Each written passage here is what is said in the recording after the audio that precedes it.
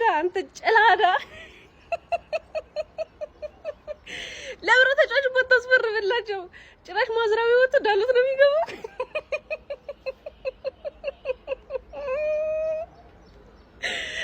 አልሲቲ በጀመራ 3 ነጥብ አሳምኑ ጽድት አድርጎ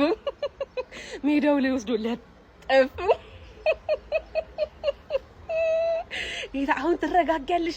ምድረሻ አንድ ደሞ ጭራሽ ዋንጫ መንበላለን ተብሎልኛል ማሰላማ ካሪክ ጥር ላይ በቃ ሄዳ አባት በጣም ነበር ብንወድሽ ምናምን ጥር ላይ ይቢ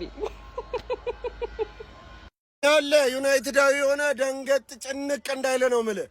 ዩናይትድ ማለት ነው በእንግሊዝ ፕሪሚየር ሊግ ታሪክ 3 ጊዜ የመክፈቻውን ጨዋታ ተሸንፎ 3 ጊዜ የፕሪሚየር ሊጉን ዋንጫ ያነሳ ብቸኛ ቲም ነው 92 93 95 96 12 13 የመክፈቻውን ጨዋታ ተሸንፈን ዋንጫውን ያነሳን ብቸኛ የፕሪሚየር ሊግ ቲሞች እኛ ነን ገብቷል አይደል በርግጥ ስናጠቃግም ነን ውይ ዛሬ ባመት ባልባል ተሸጠርኩ እኮ ነው በቃ ላጽናና ብዬ እኮ ነው ማርያም ሳቅ መርዝ ሳቅ ዝም ብል አንድ ነገር እንዳትወራ ዝም በል አንተ ከካም ፎቃቃ ወያላ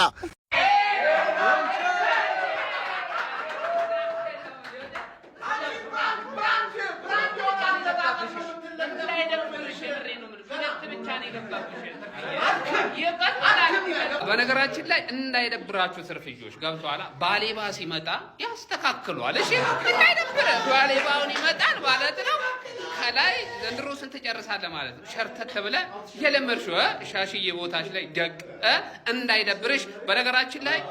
የአርሰናል ደጋፊና የአርሰናል ገነርስ ሚዲያ ሌላ ሌብል ላይ እየሄደ ነው ትልቅ ስቱዲዮ ሰርተን ጨርሰን እያስመረቅን ነው የምንገኘው አሰባዋል ጀማ አደራጅቼ ጨጓራን ስልጥህ ረብኔ ደከፉኝ ይመቻችሁ ለማንኛውም እንዳይደብራችሁ ያጀማ እንግዳ ቤት ሲመጣ አልጋ እንደመልቀቅ ነው የምቆጥረው ሚስትን እንደማስደቀል ነው የምቆጥረው ከት ይዝናናብኝ መጤ ይደበርብኝ ነውር እኮ ነው እናቴ መጤ ከትላንቱ አይኔ ያያደገ ክለብ ይዝናናብኝ ይፍታታብኝ ካሪክ የአምኖን ቲም አቁላልት አጣፍጣ ይዘና ስትባል ጭራሽ የጎረና ቲም ትመጣለ የሻገተ ቲም ምን አይነት ነው አማን የቀመለ ነገር ነው የተመለከትኩት እናቴ እኔን አልቀበሉ እናቴ እሺ ትርፊያንስ ሆል ሲቲ ወደ ጥልቁ ወሰረሻ ከወራጅ የመጣውን ቡድን እኔ ግርፍ አድርጌ ሳሸንፍ ማን ነው አታካብዲ ወራጅ እንዴት ነው ማላካብለው ላንቺ እኮ የሚከብድ ቡድን ነው ላንቺ የሚከብድ በሴት ፒስ ዲስትሮይ ያደረገሽ ገባሽ አይደል ትዝ ይላል 6 ቁጥር ካላስፈረምክ ሚድፊልድ ላይ ትቀዳደራለህ ስለማ ገና እሱን አላየኸው ሻል ሚል ቡድን ደግሞ ገና ሚድፊልድ ላይ ይቀድሃል ነው ማለት እንደ ልብስ ነው የሚቀድ ተረዳኝ አይደል ይሄው በሴት ፒስ ዱዳውሽ እኔ ሴት ፒስ ትቼ ነው እንጂ ማን በሴት ፒስ ብቻ 6 ለባዶ ነበር ማሸነፍሽ ገባሽ አይደል ሁሌ ማን ነው ሊጉ ሲጀመር በመጀመሪያ ጨዋታ በሴት ፒስ የምትሸነፊው ነገርስ ገባር ምን እሺ ነው አታፍሩም እኮ ደግሞ ዋንጫ እንበላለን እና ምን አይነት ዱቄቶች ናችሁ እናለ ገባር የጸባይ ዋንጫ አበላ የለህማ ጸባይ ገባር አንተ ፕሪሚየር ሊጉ ትላንት ማታ በጣም የናፈቀኝ መስሎ የነበረ ተሳስቻል ዛሬ ነው ምን ያህል እንደናፈቀኝ የታወቀኝ ማን የኔ ቡድን ያሸንፋል ያንቺ ቡድን ይለጠፋል በቃ ሳምንቱ ውብ ሆነ ማን ይሄን ነው የለመድነው ምናቃት ማንቼ ኢዝ ባክ ገባር አሁን ደግሞ ከነ ባሌባ ትለጠያለሽ ምርጥ የነበረው ተጫዋችሽ ማርከስ ራሽፎርድ የመለሽው ማን ነው ገባር 30 ሚሊዮን የሚገዛሽ ያጣሽው ተጫዋች is the best player እሰይ አሁን ጥልቁ ከተሻል ተሰምጫለሽ ገና ማንቼ ግን በመዳሃና ያለም ወይኔ እኔ እኮ እግዚአብሔርን ክረምቱን ቀልቼ አምሮብኝ ምናምን እኮ ኧረ መቀጠል በመጀመሪያ ጨዋታ በአዲስ አዳጊ ቡድን በመጀመሪያ እንዴት ተሸነፋለ ሪብ ገብርኤል ይሄን ባክ ፎር ይዘን ነው የምንቀጥለው ፉል ባክ እንላለን በየትኛው ሴንተር ባክ ማጓየር ሲያጠቃ ማየት እንዴት ያማል ፉል ባኮቻችን እንዴት ነው ብርግድግድ ምንድነው ያሁላ ክሮስ የሚደረገው ምንድነው የሚሰሩት ሴንተር ባኮቻችን በቃ ካሪክ አሁንም ለሎ ብሎክ ቲሞች መልስ ሳያገኝ መጣ የሚከላከሉ ቲሞች እንዴት ነው የምሰብረው ጥግና ጥግ ላይ ትራያንግል ተሰራል የታለ ትራያንግሉ ወደ ቦክስ ውስጥ የሚጣል ኳስ ትጥላለ ቦክስ ተጫዋች አብዝተ ሄዲንግ ምናም ተገጫ የታለ ምንድነው መልስ ለሎ ብሎክ ቲሞች? ምንድነው ባክፎሩ ሃይላይን ማጓየር ሲያጠቃ ያያየን? በሄቨንና በማጓየር ልንቀጥል ነው? ዴሊክትና ሊቻ ብርጭቆ ናቸው።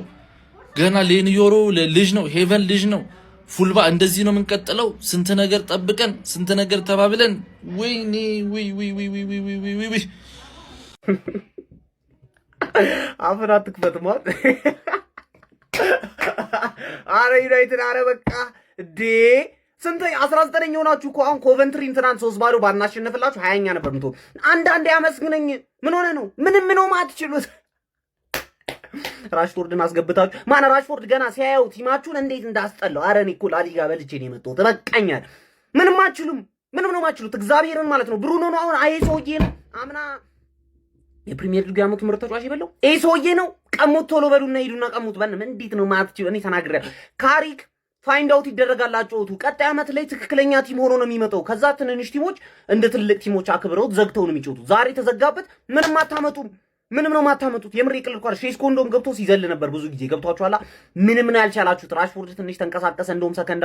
ማን አትችሉም ድንገራችኋ ምንም ነው ማትችሉት አንድ ኳስ ነው የሞከራችሁት የሚያስፈራ ኳስ እምበይ የሞከረው ኳስ አንድ ይሄ እዚህ ግባ የሚባል ኳስ አትሞክሩ ቀጥቅጣችሁ ከዛ አፉን ይከፍት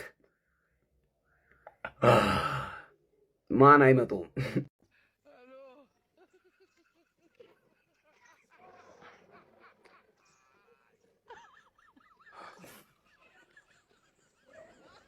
2017 ላይ ሃል ሲቲን ስንገጥም 2-1 እንዳሸነፉን አቻ ከዛ ሁለተኛውን ጨዋታ አቻ ወተን ማለት ነው ሃል ሲቲ በዛው አመት ወረደ አሁን ይሄንን እንዴት ነው ተከታታይ የሚያሸንፍን ቲም መበቀል ሲገባ እዚህ ጋር የጻል ልጅ ስራ የምትሰራው ካሪክ እና ዶርጉ የሚሉ ይሄ መላጣ ማዝራዊ እንዳለ ሁለት መላጦች ምንም ቲሙ ላይ ዜሮ እኮ ናችሁ ምንድነው የምትሰሩት ምድረ ደደቡላ ወንድም ጥላ እንግዳ ላክብር ብሎ እንጂ ዛሬ ማሸነፍ አቅቶት አይደለም ጀሞ ዩናይትዶች እንግዳ የማክበር ልምድ አለባቸው ነው ሊያራራልሽና ወላለ ባዶ ነው የተሸነፉት ያው እንግዳ ስታከብር እንደዚህ ነው ቀለል ያለ ነው ግን ቀጣይ ማለት ነው ወንድም ጥላ አንተ ያዋለ መትያዘ ሲለጠልጠ ወንድም ጥላ ለኪል ላክብር ብሎ ነው ምናምን ትላለ ማለት ነው ዛሬ ችግር የለም ኖርማል ነው ማለት ነው አይ ካምባክ እኮ አለ ካምባክ ቱ ማንቸስተር ከተማው ማለት ነው ወደ ቤት ተመለሰን ቲ እኔ እኮ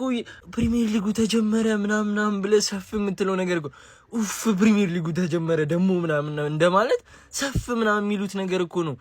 በዚህ አመት ብዙ ያጫውቷቸዋል ችግሩ እሱ ነው የሚሆነው እንዴ ግን ጥሩ ጎኑ ማየት ነው ቢያንስ ኮንቨንተሪን ተበልጧል በአንድ ጎልዳ ማለት ነው እንዴ ማን አየበሱ አሁን የዚህ ቡድን ችግሩ ምን እንደሆነ ታውቃለህ ማለት ደጋፊ ነው የደጋፊ ኤክስፔክቴሽን ነው ቡድኑ ቀለል ያለ ነው በቃ ቀለል አድርጎ ኳስ የሚጮት ነው በቃ ከሆነ ይሆናል ካልሆነ አይሆንም በቃ ፈታ ያለ ቡድን አለ ደጋፊው ነው ችግር እየሆነ ያለው ቡድኑን እስቲ አረጋጉት እስቲ ሌቭሉን ዝቅ አድርጉለት በቃ በደረጃ እንትን በል እንዴ አሪፍ ውጤት ነው 2 ጎል ሰከንድ ሃፍ ክሊን ሺት ሌትስ ጎ ግሎሪ ማን እኔ እኮ ፕሪሚየር ሊጉ የሚጀምረው እኮ ቅዳሜ ነው ስትሉኝ አላመንኳችሁም ነበር አሁን አይደል እንደማናችሁ ተዝያለኝ እኮ ነው ትናንትና አርሰናል አሸነፈ ብዬ በሰራሁት ቪዲዮ ላይ ሁልሽ መጥተሽ ተንጣጫሽ ምናልሽ ፕሪሚየር ሊጉ የሚጀምረው እኮ ዛሬ አይደለም ቅዳሜ ነው ታላቁ ማንቼ ይሄ ነው ማንቼ እኛ የምናውቀው ማንቼ ይሄ ነው መጥቶ ተሰጥቶሻል አንተ